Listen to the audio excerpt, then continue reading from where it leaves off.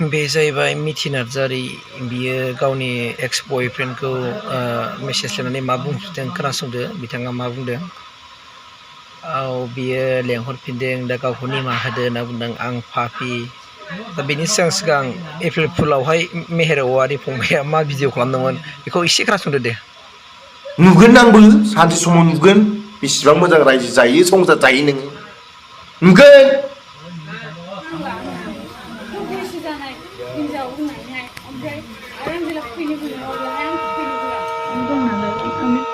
लोगोफोर आसरिक जाबायना मेहेरवारिया थांनाय बोसोरसे सिगां एप्रिल फुल बानायदोंमोन मिथि नार्जारिजों भिडिअ बानायनानै दा बे बोरैबा बे गनना बायदिसो जाबाय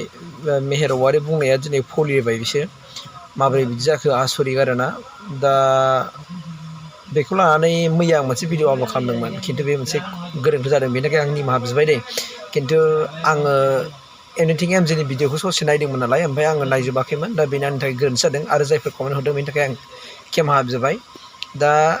एक्स बयफ्रेन्ड एबा जाय क'क्राझारनि मोजां मोननाय बियो दा मिथि नार्जारिखौ मा खालामगोन एबा मा बुंगोन बेखौथ' आं मिथिला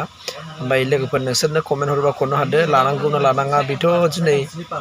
लामा आन्दायबाय होनना बुंदों दा बेनि बेलायावहाय दिनै मेहेरवारिया कर'ना बायदि बै समाव बुंफ्लांबाय